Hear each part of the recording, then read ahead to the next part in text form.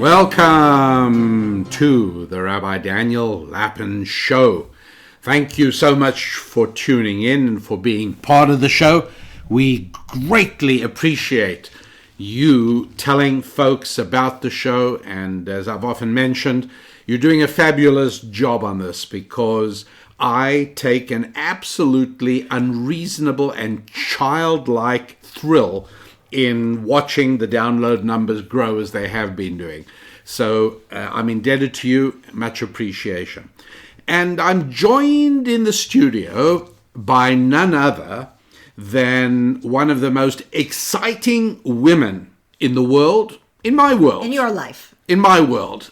And that would be Mrs. Lapin, Susan Lapin. And one of the great things about being married to Susan Lapin is that there's never a dull moment. Even when we are just sitting and chatting casually, I never know what she's going to think of. She has a fertile and unusual, unconventional mind. And so I thought that it would be fun to do a show together with her where we were just going to explore a couple of things that are on my mind and some of the things that are on her mind. I said joining me in the studio, but the crazy thing is that nowadays, when podcasting is beating out terrestrial radio, and the truth is that we now, you probably know this, we now have considerably higher listenerships to this show than we had when we were on one of the most powerful West Coast radio stations, KSFO in San Francisco. It is incredible, isn't it? And you know that I stick pins in my world map for every country in which I know we have a listener. And every now and then I ask people to write in or go to the website and contact us and just tell me where they're listening from. So what is the newest country? The newest country is Iceland. Oh. Iceland. Well, as you know, I know some Icelandic. One word, to be exact, is some. That meant really some. I know rabbit in Icelandic is kanina. I don't know if I'm pronouncing it correctly, but... Well, so, to our one... Welcome, kanina! To our one listener in Iceland, you will be able to confirm whether or not Mrs. Lapin actually has that right. You know that Iceland is green and Greenland is icy? Yes. Yes, okay. So, and do you know I've been in Iceland long before on the we way, met. Somewhere hopping over where a plane had to land to refuel? No, I actually stopped in Iceland. Oh, on purpose? Yeah, but it was like before I came to the United States. Oh, wow, no. Yeah, I was there. How long were you there for? About a day and a half, maybe. And what did you go Which, see? by the way, is kind of about enough time to see the whole island. Oh, I think that's not so nice. I'm sure that our Icelandic listener is sitting there going, I can't believe you're picking on Iceland. Because of that, I'm not going to listen to you anymore. No, please don't go away, Icelandic listener. And anyways, enough about Iceland. Okay. What I was just saying before is, joining us in the studio is Mrs. Susan Lapin. Well, of course, in the days of terrestrial radio, you were joining in. I remember, and you had the big ear things that went over your head, and you were in a studio, yes, right? Were. And so when you sat in for me occasionally when I was traveling on that show, you actually had to go downtown and go to the studio and do it there. But of course, in these days of the excitement of podcasting, you joining me in the studio could mean in the car, around the dinner table, in an airplane. Podcasts are recorded almost everywhere these days. But okay, so let me start the ball rolling, if I may. Okay. With a topic about which I know absolutely nothing. That is very rare, because I have to say, we are at tables frequently where people come up with topics and I say to myself, I don't have the foggiest notion what they're talking about. And invariably, you make an intelligent comment and you do know what they're talking about. It's one of the things I find impressive. Oh, thank you very much. I do have wide interests. I'm a jack of all trades and... a master of some. A master of maybe just one. But what I don't know anything about are horror movies, because I don't think I like horror movies. I don't think I've ever seen a horror movie. Well, I'm not sure what the definition of specifically a horror movie? In other words, suspense? No. What defines horror? No, a suspense movie. Do you remember that? These are you and I like movies made before 1960 for the most part, but Sleuth with Michael Caine was suspense, and then what was that one with Cary Grant and Audrey Hepburn set in Paris? I forget for the moment, but no, those films have enormous suspense. Okay, so horror becomes horror is where you're just the whole purpose of the movie is to terrify you. Oh, so Alfred Hitchcock. You like Alfred Hitchcock? I don't watch Alfred Hitchcock. No, and I don't think because I don't like being scared. Alfred Hitchcock doesn't really fit the genre. You know, one of the most amazing things about Psycho, for example, one of the most famous. You never see anything. You actually you think you did. Afterwards, people, and I've spoken to people and had this conversation, and they're sure that they saw horror, but you don't. I would not even watch Psycho. I've never watched Psycho because I like sleeping. And yeah, quite frankly, you should be glad because if I scream in the middle of the night, I'm not going to only wake myself up. No, that is true. Although every now and then there are things you want to discuss, and you just absolutely want to talk about them in the middle of the night. I think you're dreaming. No, not at all. The problem is I wasn't dreaming. So I don't watch horror movies either. So neither of us watch horror movies. We've never seen them. Now, you know that I developed a specialty a number of years ago. Actually, it was on KSFO, it was on terrestrial radio. Specialty. It was, I think specialties are pretty much unique. I enjoyed a unique specialty. Many people review movies. Yes. Right, on radio, on television. Movie reviews are common. And I just didn't want to be yet one other movie reviewer. So I claimed the specialty, being the only movie reviewer who reviewed movies he had never seen. I do recall that. And it was a very successful And you did a good segment. job at it. Did a great job at it because I didn't rely just on reading one particular review. I relied on talking to 4 or 5 people who I had nurtured relationships with over the years, people who each had their own distinctive way of looking at a movie, each had a very perceptive and alert eyes, and so I really was able to put together. It saved a tremendous amount of time to review movies you don't have to sit through. I saved other people time because once I'd finished the review, I included every spoiler possible. So you listened to my review, you literally did not need to go to the movie afterwards. But and so in that, I can't really do that because I know very little about horror movies, but. Here's what I do know. I'm interested in trends, and I think you are too. Okay. I like looking at things that are going on and saying to myself, what is this going to look like? What's this going to grow into in 10 more years? And in order to develop some skill at that, I've always looked back at things. I've looked at events or announcements or occurrences and always said, now if I was watching this at the time, what has happened in the last 10 years since this event that I never would have realized was going to develop? That's what I'm trying to always understand. Okay, so I have no idea what's happening with horror movies today. Are there more, fewer? So that's the thing. So I checked the numbers, and the percentage of movies released that are horror movies. By horror movies, I mean sort of really sick stuff, where there's death and disfigurement and where there's psychotic killers and where the movie makers exhibit no real talent whatsoever in making the movie. In other words, you may remember when I was teaching at our synagogue in California, I used to say that if an author describes a death scene and it leaves you shuddering, that's very artistic. That takes a lot of skill. Yes. And the reason I say it takes a lot of skill is because they're able to evoke all the atmosphere of death, but they don't do so in a way that I cannot remove the image from my mind. I don't want a disturbing, indelible image in my mind. I don't want that. So I want to be able to move on. If on a stage, a theatrical director creates an atmosphere of deathly foreboding and disturbing, okay, as long as I can walk away from that and continue my life.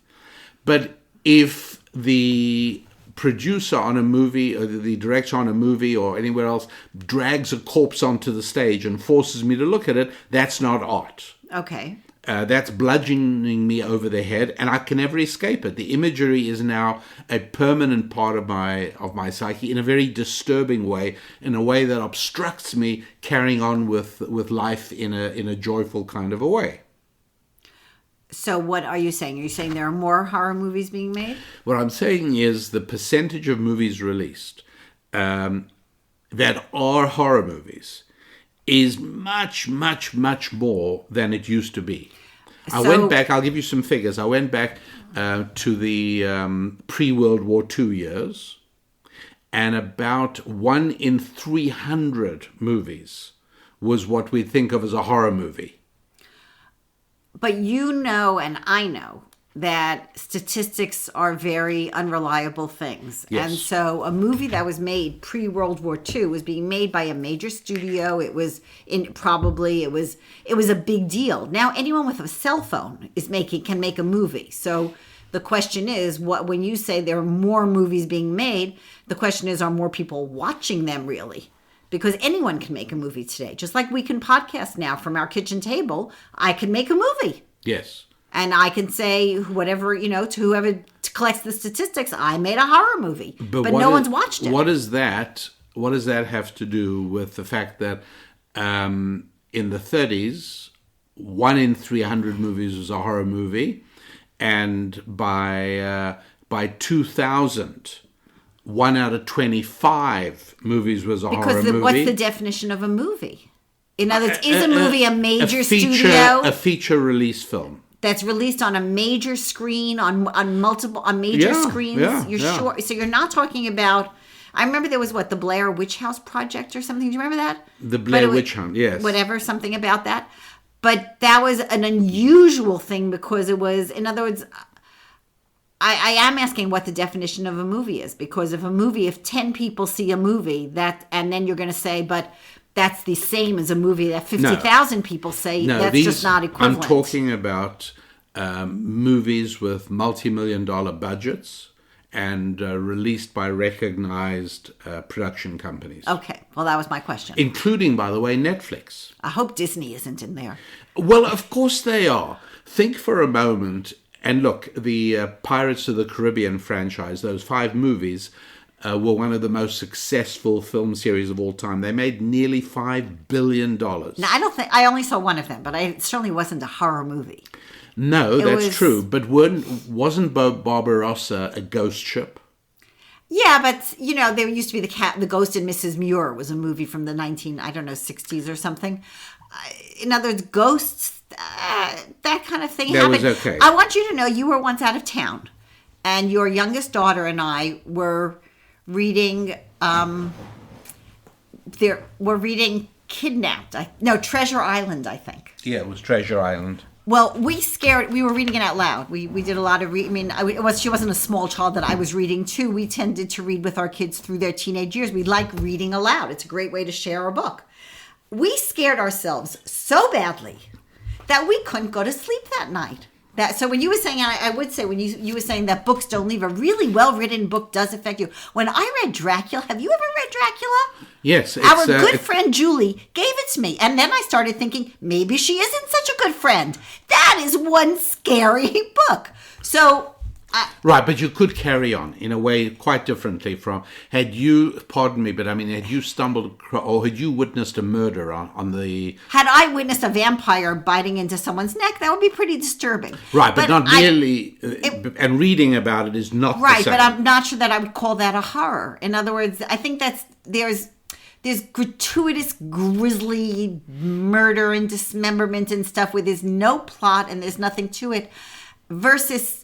I think people have always, there's a slight element of enjoying being scared. It's the same thing that puts us on roller coasters. Now, I go on like the grade A roller coasters, the kind you take the 5-year-old child and they're screaming and you don't feel so bad as an adult if you're screaming because you pretend you're screaming because it's more fun for the kid, even though you're really scared. I don't go on the Cyclone. I grew up, do you know what the Cyclone is? You grew up within Yelling distance of Coney Island. Of Coney Island, which had the cyclone. Now, compared to what happens today, the cyclone is probably as mild as can be. But I never went on the cyclone, not as a teenager, not as a young adult. That wasn't for me. I want the kiddie merry-go-round. But the point is that people like there's something about being scared that is appealing to people. I think it makes you feel alive. It does. It gets your blood moving and it makes you... So why don't you indulge? Because I feel alive by there are lots of things. I'm not numbed. I like chocolate. Like lots of things that I make me feel understand, alive. yeah. But you're surely not telling me that the fact that horror movies making up 1 in 300 movies before World War II, and then by about 2000 turning out to be 1 out of 25, and by 2015 it was 1 in 8. That's 12%, from 0.33% to 12%, in a steady increase. You can't possibly be telling me that that's not significant. No, I think it is, but I think there's probably a list of a dozen questions that have to be answered to find out how significant. In other words, is this appealing to boys between the ages of 12 and 15? And my guess is it probably is. Or, that's what makes it significant to me more than the numbers, because I want to know the numbers of people watching them. And this is why I'm trying to be very specific. You don't have to overthink this. I always overthink. I know. That's what I do. And by the way, a podcast is probably not the right venue for overthinking, but why can't you just leave it at a very simple and inescapable fact that people in America today are watching far more horror movies than they used to? Okay. It now constitutes, of those people who consume popular entertainment, horror movies constitute a larger proportion than at any earlier stage since the development of movies. Okay.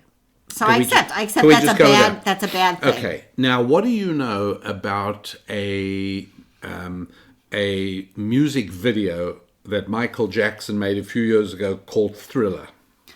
That's in Manila?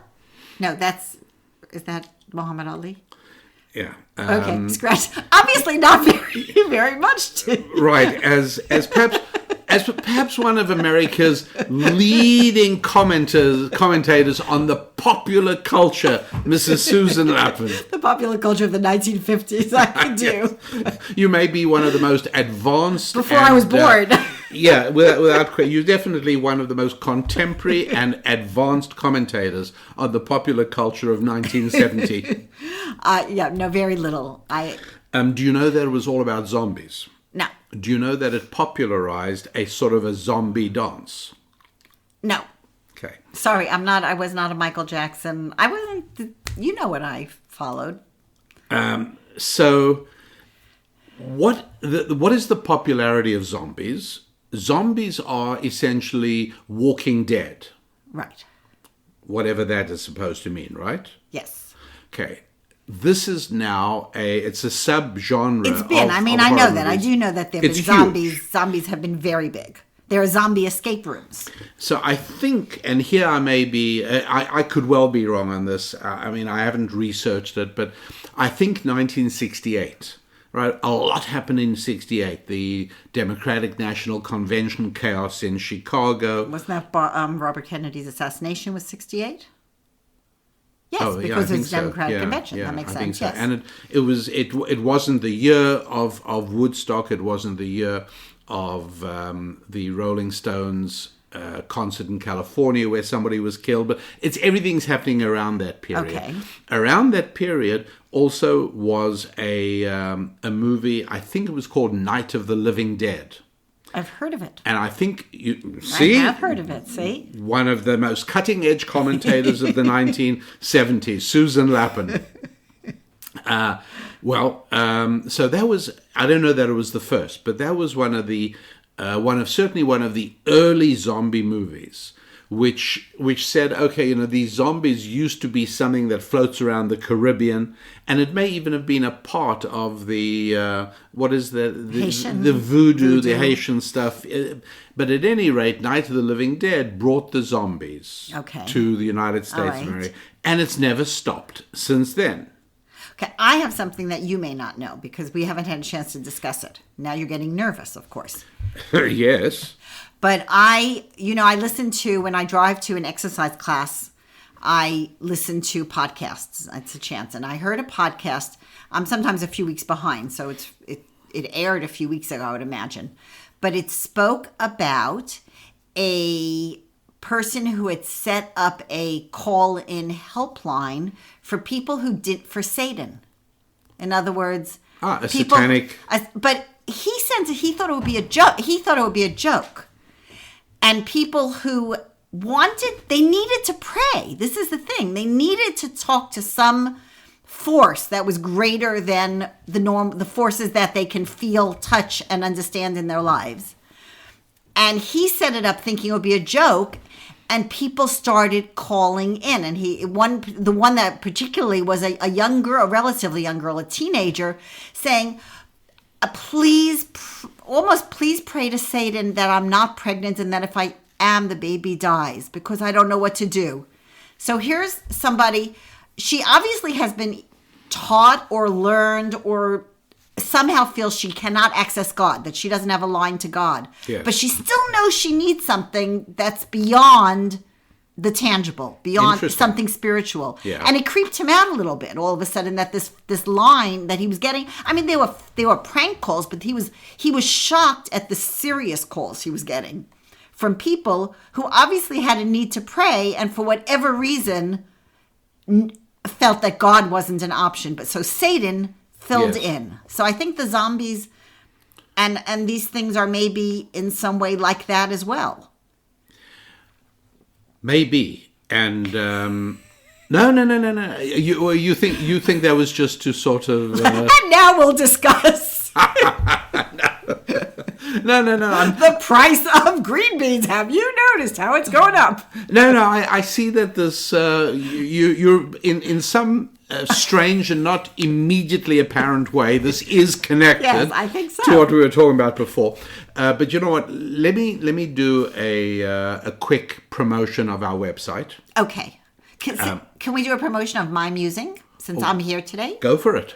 Because I actually like the musing that posted it just recently posted the current one that's up now, because I found the behavior of the women in white at the State of the Union speech truly.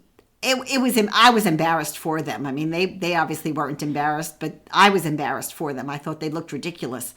And I wrote about it, and I do each week write. Sometimes it's political, sometimes it's more family-oriented, sometimes it's, quite frankly, whatever's on my mind, whatever I feel like writing about. But I would love people to head over to our website and look at Susan's musings. And for those people who may have or know of people with children, still at home children, ranging from babies through teenagers, I've even added a section of practical parenting for those who want to go and look particularly at that type of writing. But Susan's musings, I enjoy writing them. I know there are some people at least who enjoy reading them, a couple tens of thousands, and I'd like to invite your listeners to come along and read them too. Well, think of them as our listeners. Well, tonight. Yes, or today. And then there's all the zombies. Do zombies read? Well, let's just give the website and then return immediately to the wonderful world of zombies through the eyes of Susan Lapin. The website, www.rabbidaniellapin.com. Got it? rabbidaniellapin.com. And please read Susan's musings and go to the store as well. Look around in the store, and do you know this is airing? We personally are not big on Valentine's Day. No, we're not. Maybe some people who are listening are, some people aren't. But I would suggest people who really are interested in having love and romance and relationship with a special somebody in their life year round might want to look at our Lasting Love set. Oh, Okay, and what is in the Lasting Love Set? I presume it probably includes the book Hands Off. It includes the two CD audio set, Madam, I'm Adam, Decoding the Marriage Secrets of Eden. Yeah. And that is by you. And it includes 2 books by other authors that we and our people we know have found very useful. One of them is Hands Off, This May Be Love, which is a discussion of how to handle relationships prior to marriage. Yeah. And the other is I Only Want to Get Married Once, which gives guidance to people on the types of things you should really Getting it right the first time. Be paying attention to. Which, by the way, for many of our listeners is actually the second time. Or third, but there are a lot of counting? people who sort of have become spiritually conscious and aware of how the world really works. After a mistake. Yeah, after absolutely. Mistakes, There's growth, and this is a good. And I do think certainly Madam, I'm Adam is for people who are not yet married and people who are already married. But I think the other books actually have things to offer to people who are already married as well, because it's never a bad idea to, in some ways, see yourself also in the first question of a relationship. The Lasting Love Set. The Lasting Love Set at RabbiDanielLapin.com. And scoot over to the store section. Susan, by the way, since it includes... Okay, we have a lot of listeners far away, and they like getting stuff by digital download. Well, it's not available as a set. However, the CD is available. CDs are available as downloads, and each of those books are, or at least the Hands Off book, I'm not sure about the other one, are available on Kindle. Okay, so no matter where you live, and you don't want this taking weeks coming to you through the mail outside the United States of America where we are based, you just have a digital download. You can download the audio part of the program instantly, and by using Kindle at Amazon, you can download, I think, both books. Hands Off, This May Be Love, for sure, right? I'm not sure about the other one. And the other one, I'm also not sure, but I think it may well be there as well. Okay, so here then, Susan, is what I would love to have you bounce right off of. Okay. Here it is. A huge increase in horror movies since 1930. That increase, if you graph it, actually becomes much steeper since 1960. Okay. At the same time, between 1960 and now, the other cultural trend, which has been inescapable, has been a denigration of religious faith in America. Mm-hmm. Okay. So, is it possible, or am I building fanciful castles in the air? Is it possible that religion, Judeo-Christian religion, and I distinguish this from Islam because Islam does have a love-death element to it, right? I am looking just because the Pope made a comment today, and I actually saw the headline and I didn't read it, about Islam and the correlation between Islam and Christianity, and I was... Pope Francis was saying there is a correlation. You know what? I didn't read the article. I just read the headline. So let's pretend I didn't say that. We'll check that and look into it. But if he did, it would be yet one more. And I mean no disrespect to Catholicism at all, but it certainly would be one more in a number of surprising pronouncements by the Holy Father, Pope Francis, with which I... well, what can I say? I take grave issue, largely on his economic matters. I really worry. And I understand there's a difference between his holy pronouncements and his commentaries, but the Pope Francis is not well equipped. I took us off. Sorry, that was a rabbit trail. Let's get back on the zombie trail. You always do that, and I like it. It's fine. It's always interesting. Everyone's not used to me. That may well be. So let's see. What was I saying? I was saying that since there's been a decrease in religious commitment, and I'm talking specifically about Judeo-Christian Bible-based religious commitment, because in Islam there is a I don't know what the word is, not an obsession, but there's certainly a closeness with death. Yes. In a way that it could hardly be less Christian or less Jewish. First of all, the whole idea about the 70 virgins after you die. And again, Islam is you're thinking of the Sufis and You're thinking Sunnis, of the festival where they lacerate themselves. They lacerate themselves and run around the streets, even with little kids, with blood pouring down their heads as they cut themselves. So it's a different religion. As Winston Churchill so aptly noted in one of his early 20th century books. But in Judeo-Christian biblical faith, the phrase, "I place before you this day life and death, therefore choose life," that's a phrase that almost everybody knows. Not everybody necessarily knows exactly in which book of the 5 books of Moses you find it, but there it is. It is there. And the idea of choosing life is important. And even the fact that the Bible never tells us to do anything that comes easily, right? Mm-hmm. So, for instance, nowhere in the 5 books of Moses does it say, "And Jews, make sure you eat 3 solid meals a day." Or another example, Susan, come. You're on the spot. Another example of something that the Torah instructs, which is not natural, easy. Love your parents. Honor your father and mother. Everything instructs is not easy. So you're saying that choosing life is not it's not automatic decision. It's not a default. If you don't choose life, then you choose death. There isn't a choose life or nothing. Yes. It's choose life or death. Not choosing life is choosing death. In other words, as is so often the case in this world, neutrality is not an option. It is, in fact, a decision. Well, I think, one of the things that I think people may not know is certainly the people who read the Bible regularly do know that there is a prohibition against raising the dead or trying to contact the dead.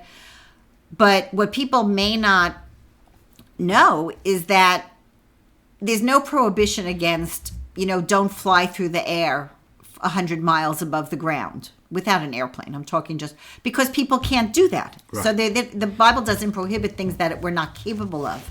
The fact that there's a prohibition against that suggests that we can do it. In other words, there is a world outside of the physical world in which we live, and it is reachable, and we're forbidden to do that. And that is because if you end up focusing on death, you can't focus on life at the same time. They're sort Very of good.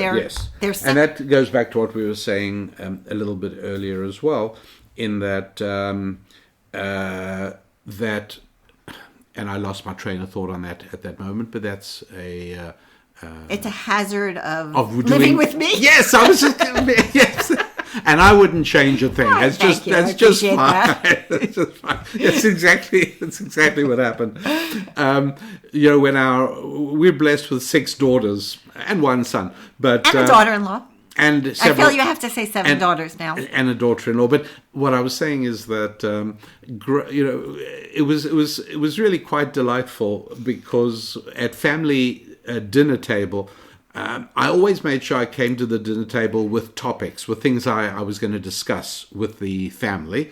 And it was very difficult because no sooner did I raise a topic and begin discussing it, and there'd be 1 or 2 responses, but then the table would run away from me as the girls launched into one insane pandemonium of ideas, hard on one another's heels, jumping from one thing to another, when eventually, after several minutes of this, somebody would turn to me with big blue eyes and innocently say, "So, Daddy, what were you saying?" And I didn't have the faintest recollection anymore of what I could possibly have been saying. So, speaking of which... Yeah, so are you saying that here's Bible, what I was saying. I was saying that the Bible provides a matrix for managing with death. In other words, there's this reality of death, and everybody is aware of it, But we also understand that if it begins to overwhelm your consciousness, you can never function anymore. In other words, you enter an eat, drink, and be merry scenario because we're dead anyway, so why bother to build anything? Why bother to think long term? Why bother to do anything? And it really plays into a hedonistic urge we all have, which is, hey, you know what? I mean, nothing means anything, everything. And so sure enough, when a culture becomes suffused with death, it becomes a culture less capable of genuine creativity, economically, artistically, or any other area as well. And so the Bible says, look, you're not to get too involved with death. Don't bring up the dead. Don't be obsessively preoccupied with death. Make sure you're choosing life. And to such an extent that when we do have to confront death, mourners, for instance, there is an entire mandated biblical procedure for the mourner to return to normality, because it's so easy to become overwhelmed by grief and by loss to a point where your entire personality has been changed. I was just going to say, you spoke about the hedonism side. I think there's a flip side. People go either towards a hedonism or almost to acting as if they're dead, even though they're still alive. In other words, a depression and a withdrawal from the world. Come the zombies. That's the theory I'm running by you. The theory is that as long as Western civilization was comfortable with its biblical origins, as long as people were Christian in an unself-conscious way, as long as Jews were religious even if not in a fully observant fashion, but at least in a comfortable and non-corrosive way, death was kept at bay. People could deal with the death aspect of life. As America or the West becomes secularized, starting off in 1960, 62, and building up speed up to the present time, what we find is a growing culture of death. You didn't choose life, or you've abandoned life as your blueprint of life, and so the result is death. So we find 1973 Roe v. Wade, and soon on its heels comes homosexuality, almost a glorification of homosexuality, a warm, fuzzy, comfortable feeling that everybody has. It's so cool to be cool with gayness, and it's a joke, and it's funny, and it's accepted, and then homosexual marriage, and we're getting so sophisticated, and we're getting so advanced. This is so wonderful. And then there's talk of euthanasia. You know, I know what you're saying, but I honestly think that for a person listening, certainly a person under the age of 30, what you said makes no sense. What you just said, what's the connection? And I think it would take literally hours. I don't think it's a quick connection. Well, let me connect homosexuality. What I would connect is I don't think, had you said to anyone on the Supreme Court or anyone arguing that Roe v. Wade should become law of the land, had you said to them, and of course, a few decades from now, this is going to be, abortion will be celebrated as a wonderful thing for women, and we will be discussing infanticide, they would have told you, don't be ridiculous. That's absurd. Because there's no connection. There's no connection. Okay. And yet we look back and see that this was a path. We're not going to take more than a few minutes, and we are going to join the dots a little bit. So can I tell you why I think it is a little problematic to take only a few minutes to do that? Because I'm going to do it anyway. Oh, I didn't say you're not going to do it. I'm just going to tell people why I think it's not a good idea. No, it's just because No wonder we get letters saying you interrupt me. I didn't interrupt. No, I'm just saying that I think these are very serious issues. In other words, I truly, and I know women who had abortion. I know women who were for abortion because of feelings of compassion and true concern because you know what? Having a baby changes your life. It does. And I also know people who have been brought up, when you've been brought up in a culture to think of something as normative, you think of it as normative. And the people today have been brought up in a culture of homosexuality. And so when you speak about it, you're speaking a foreign language because it is normal. I appreciate that, and you're right. I'm pleased you brought that up, because I'm not saying that someone who decides to have an abortion is deathly. And I'm not saying somebody who feels same-sex urges is death. I'm not saying that at all. I'm speaking only as a huge number of people called a society or a culture. And things happen within that culture. In other words, is it safe to say that smoking shortens people's lives? I think it is. You seem dubious. Susan, you really are. Nobody's ever going to accuse you of being a yes man or a yes girl. That's not happening. Okay, no, I'll give you that. Yes. Okay. Well, I'm just curious. Like, what possible doubts in a large That's selection of people. Yes. And then somebody says, "But wait a second, George Burns, the great comedian, George Burns smoked 3 cigars a day and lived to be 100 years. So what? It doesn't change anything." Right. And so when you speak about a large number of people, certain things can be true. If I yell fire right this minute, I don't think you're going to jump up and run for the exit.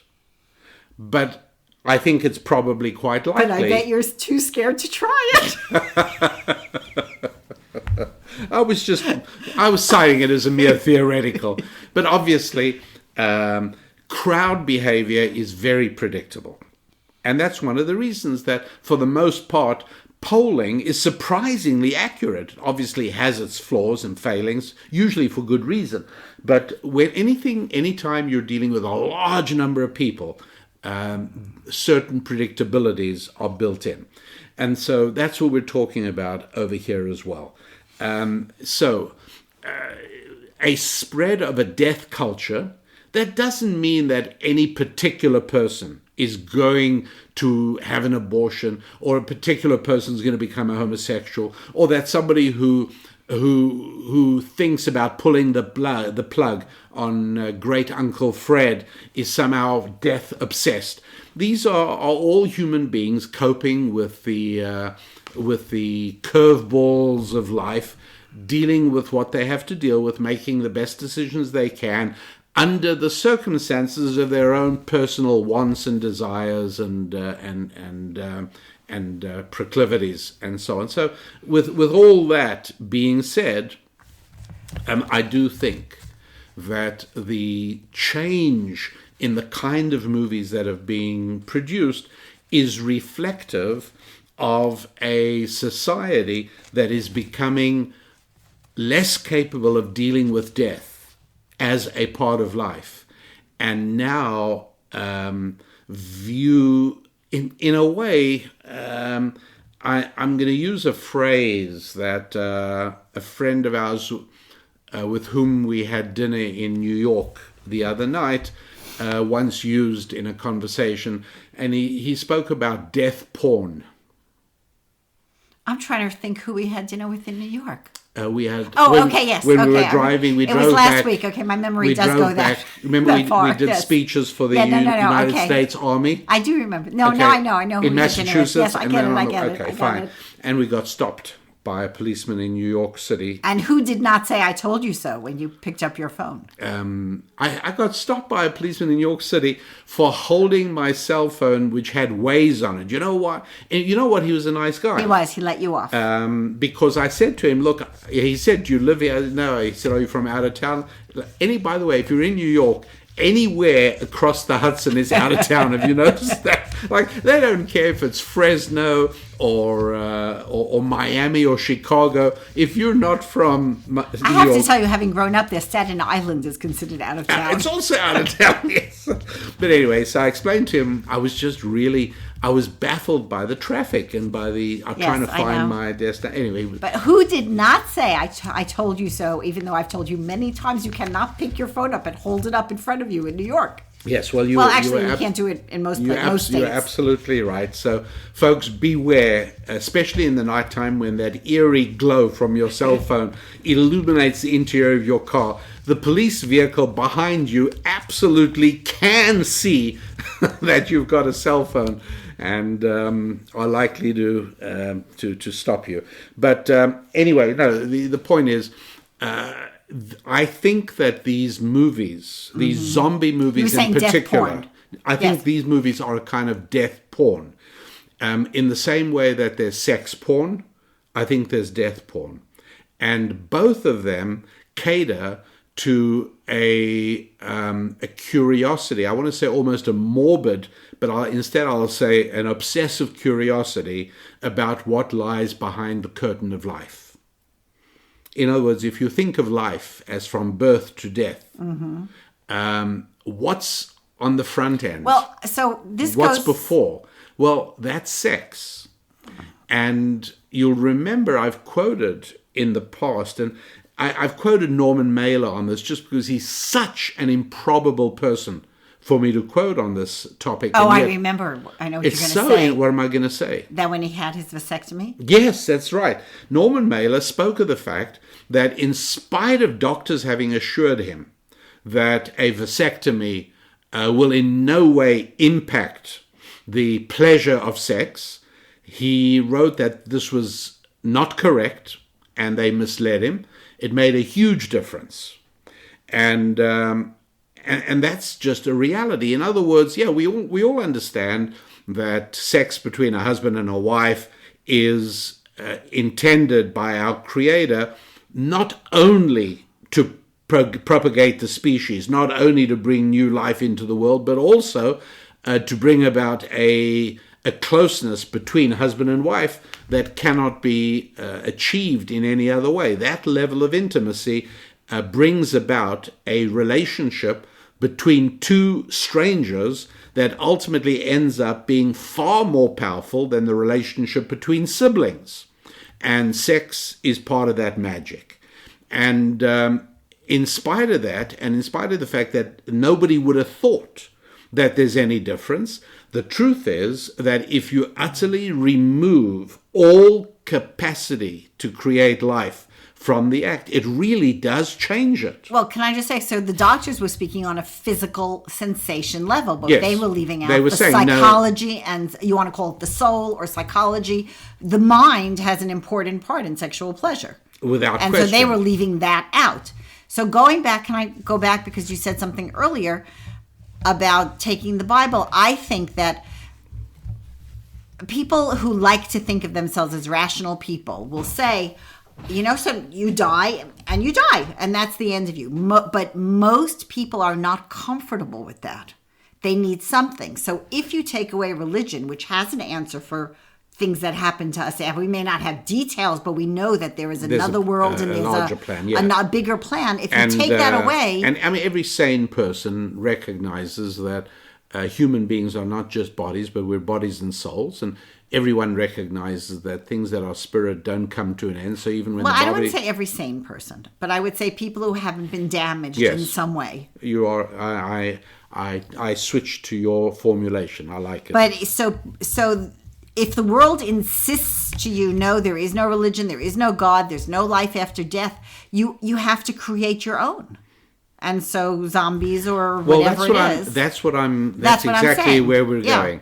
That there's no question that the proliferation of horror movies in general and zombie movies in particular, and I was struck by the realization that there was very little in the way of zombie entertainment prior to the 60s. And That's the date, the period I associate with the invasion of secularism that began to steamroller American culture. So secularism starts growing and zombie movies start growing. What's going on? Maybe it is death porn. It's an alternative model for dealing with death. Just like pornography is an alternative model for dealing with sex. Exactly right. That's exactly right. In other words, how do you peer behind the curtain of life? Well, at the front end, you've got birth, and some of that magic has to do with sex. And at the back end is death. And that's not just euthanasia, but what do they talk of? When they say entertainment, you'll sometimes hear people denigrating popular entertainment. You know what? Trouble with movies these days is they're just all about, yes, sex and death. Sex and violence, they say. Sex and violence, right?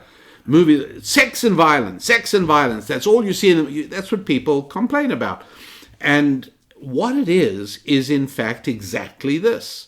It is the beginning of life and the end of life. Now, the great thing about violence from an entertainment point of view is you don't have to wait for old people to die. You can actually make young, pretty people die as well. That's the power of violence, and of course, sex is the front end of that. So, yeah, it would make sense that there is pornography on both those fronts, sex and death, and that is, I think, a little bit of what I've been thinking about lately. I think I know the answer to this, but I'd like to play devil's advocate for a minute and say, have you never heard of Romeo and Juliet? I mean, so this is not a modern play or a modern, the movies based on it or not. It's not a modern idea. This is Shakespeare.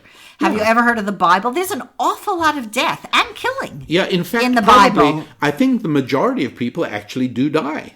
In general. Well, in general, yes. But I'm saying that, what would you say to somebody who says, you know what, I don't understand. Look at Shakespeare. There's people being killed all the time. Absolutely. Look at the Bible. You've got people being killed and battles and all sorts of things. Look at, I don't know how you say her name in English, but Elle cuts off Sisera's head. I mean, that's rather violent. Yes. So what are you pretending that this is a new thing and everything was roses and high tea before now? Go for it. Answer it. No, I'm asking you. No, you said you think you know what I'm going to say. say. I want to hear what you want to say. Well, you say it, and then I'll tell you. No, I think that sex and death, it's not that those are newly part of. They're obviously they go back to the Garden of Eden, and from there on, they are part of life. Yes. We're constantly fascinated by them. Every generation and every time and place are fascinated by them. But we've stopped handling them in a healthy way. And so when you stop handling in a healthy way, you don't stop thinking about them and you don't stop dealing with it. It transitions to an unhealthy unwholesome way of dealing with it. Yeah. Yeah, I think there's a huge difference between an artistic depiction of death, you gave an example of Romeo and Juliet, but there are many instances in the Bible that are spoken of, and indeed, people experience death in many different ways today. All of that is part of life and can be handled and should be handled in a healthy and life-affirming kind of a way. But when it becomes a part of a bizarre form of entertainment, that changes everything, and it's also the amount of it. So, in other words, how much experience of death? Let's think for the moment prior to television and movies.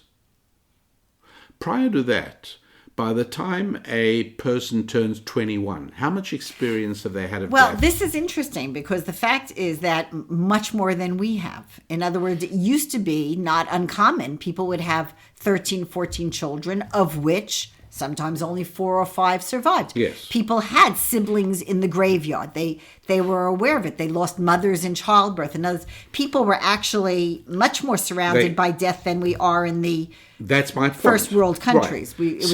It was very real. It was a part of life in a real way. So in other words, that's what you're saying. Yes. That we were, and even people died in the house. They weren't off in a hospital. So the grandparent, even if there was somebody who lived to an old age, there was a room which would have been the birthing and the dying room. Sometimes in a big, if you were wealthy enough to have a room that could be isolated for that. Yeah, exactly right. And so it wasn't a joke. It wasn't entertainment. It was part of life. It was tragic, and part of being able to live life as a healthy, psychically healthy individual was being able to move on and get past it. You got to be able to do that. And that is certainly a great deal of a religious approach to death.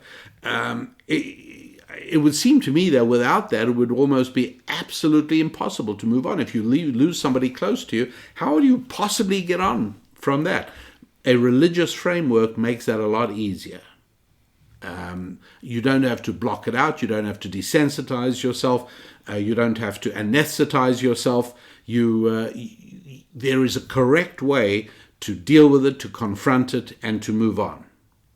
But if you strip that away, once there's no spiritual reality anymore, and you insist that death is final, there is no eternal life, there's no heaven, there's nothing else, well, now you've created a scenario that requires, if you like, death porn. You've got to put something in there. And I think that zombie movies are one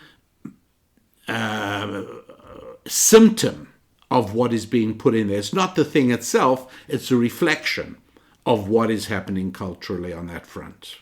You're still not going to get me to go see a zombie movie. I will not go. You don't think now that we're seeing it as an important signpost to cultural deterioration, you don't think that perhaps we ought to get something of an idea of what it's all about? Hey, how about all the vampire novels that seem they were set in Washington State, which is a mitigating factor for us. Yes, for us, that's look. We love Washington State. We love the Pacific Northwest. But as I told you, Dracula scared the daylights out of me, and really did start me questioning. Did our girls read any of the young adults? No, I don't. Not that I know. Fiction? I do think they were older by the time they came out. That it wasn't they weren't the right. It wasn't even in temptation. I don't believe. Well, I don't want to muddy the waters here by bringing in the vampires, because I'm not 100% sure that vampires and zombies go together, are in the same family. I don't even know that. That's how ignorant I am. You know the Rodgers and Hammerstein musical Oklahoma, where it's the farmers and the cowboys can be friends, and the vampires and the zombies can be friends. That's right. I don't know about that. I'm not sure. But it probably needs some Have you ever read Dracula, though? I'm just curious. I told you I did, yes. Oh, it is scary. Yeah, Mary Shelley's book. No, that's Frankenstein. Oh, not Frank. Oh, Dracula is Bram. Stoker. That's right. That is a scary book. Now, again, I don't know if you see too many movies. I think books may lose their power to scare you. The more visuals you see, the less. I think so. And I think the beauty of a book is that it doesn't leave an indelible image in my mind. Well, I don't know. I have to tell you, going back maybe 10 years, there was a book that was very popular. And I don't remember its name, but I read it and I picked it up.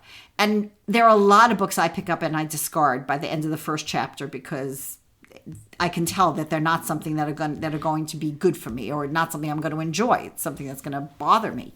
This one started with the most horrific scene and is still it is still in my mind. And really? I really regret it. I wish somebody had said to me. What was the book? I don't remember. But I wish somebody had said to me, do not read this book that everybody's talking about, because literally it opens with a horrible scene. Yes. A good writer will... There can be things like that. Susan, yes. You won't be shocked to hear that time has sped by, as it usually does when you and I are having fun. And it's now you should once again encourage our dear listeners to visit the website where they can get even more of us. There is so much on www.rabbidaniellapin.com. There really is. Every week there's a new Bible teaching called Thought Tool. There's an Ask the Rabbi question where the two of us together answer a question that somebody sends in that we think probably is a question that more than one person is thinking about or will resonate with more than one person. What is the current Ask the Rabbi about, by the way? Do you remember? It's from Linda, and I need to remember because she wrote thanking us for talking about it. Sanctuary cities. Sanctuary, yes, if sanctuary cities are based on cities of refuge in the Bible. Yeah, it's really important, by the way, because I've noticed that, including to my dismay, some clergymen of both the Jewish and Christian persuasions have argued that, it is the religious duty of people to help illegal immigrants and to provide sanctuaries for them. Folks, I'm afraid that is nothing but unadulterated bilge water. And we answer that in a current ATR, Ask the Rabbi, on RabbiDanielLapin.com. And Sorry, Susan. Then there's my musing, and then the announcement of the new podcast comes out. But there's other things also. There's every once in a while we put out something called On Our Mind, where we write something just that morning. We read the paper, we hear something on the radio, something comes into our mind that doesn't fit into any of our normal categories, so we jot it off and put it over there. And you can also find access to our TV show from our website and our store, where we have really fantastic stuff. We have amazing resources in our store. It's worth taking a look.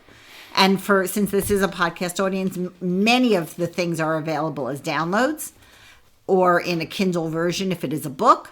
So do head on over to www.RabbiDanielLapin.com. Susan, what does the name Meg Whitman mean to you?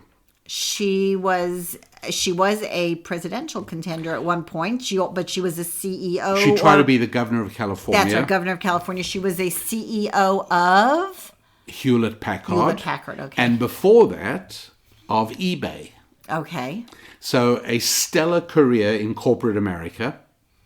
You know what? She didn't. It wasn't so stellar because when she started running for governor of California, a lot of people were at Hewlett-Packard. It wasn't so stellar, but it was Hewlett-Packard was a tough situation. Are you coming across something new about her? No, I wanted to tell you something, and I wanted to get your opinion on this before we have to sort of start thinking about the tail end of the show. But I thought this was the tail end of the show. Then we've got what does the name Jeffrey Katzenberg mean to you? Do you remember when I had some dealings with him? Was that Disney? Was he a Disney guy? He was the former head of Disney. He was the chairman of Walt Disney. Okay.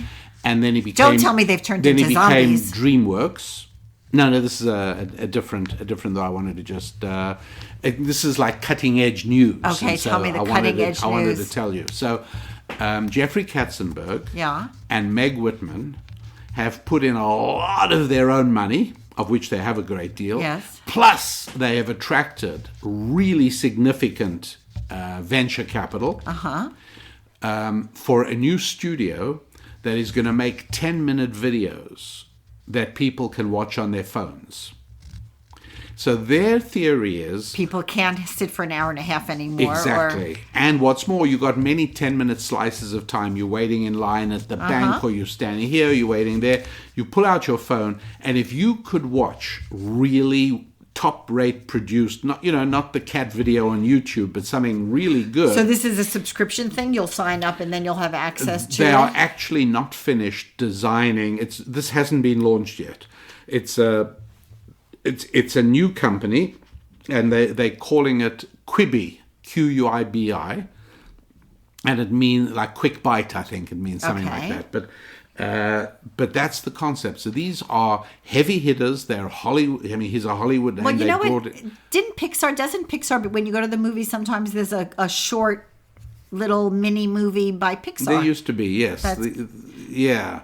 Well, when is the last time we went to the movies? Don't talk about that. It could undermine our credibility when on shows when we discuss movies. Yes, that's right.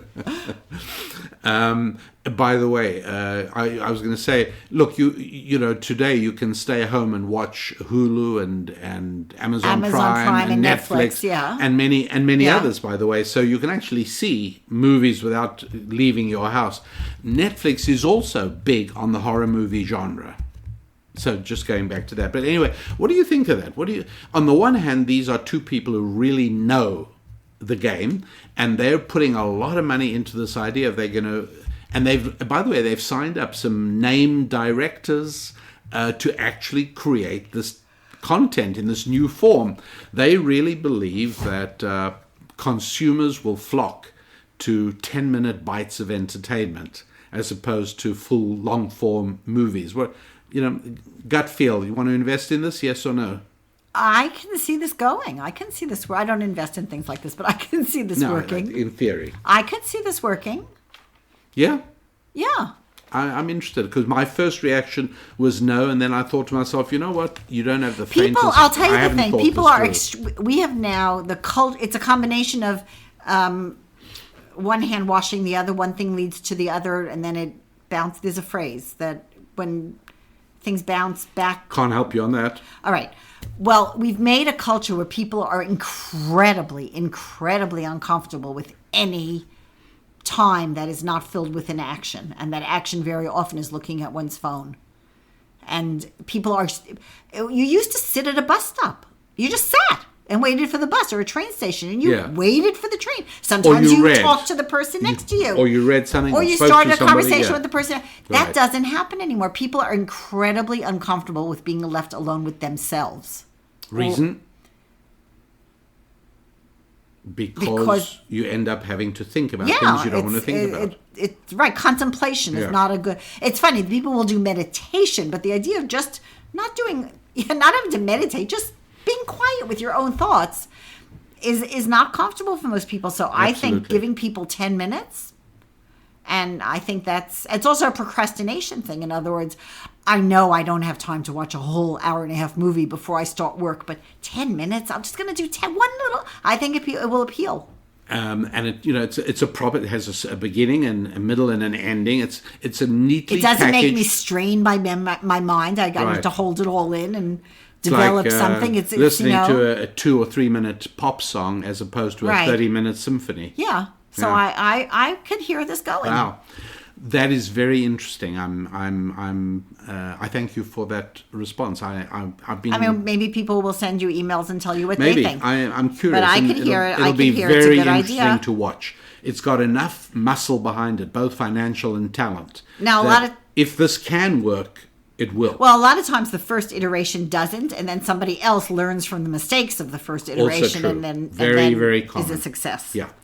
All right, Susan. Thanks so much. Great to collaborate with you on this as on everything else. Thank you for inviting me on the show tonight. And we know what we're going to do. We're going to do it more frequently than we have in the past. That's what we're going to do.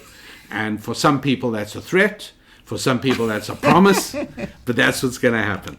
So, everybody, that means that until next week, Susan Lapin and I wish you a fulfilling week in every aspect of your lives.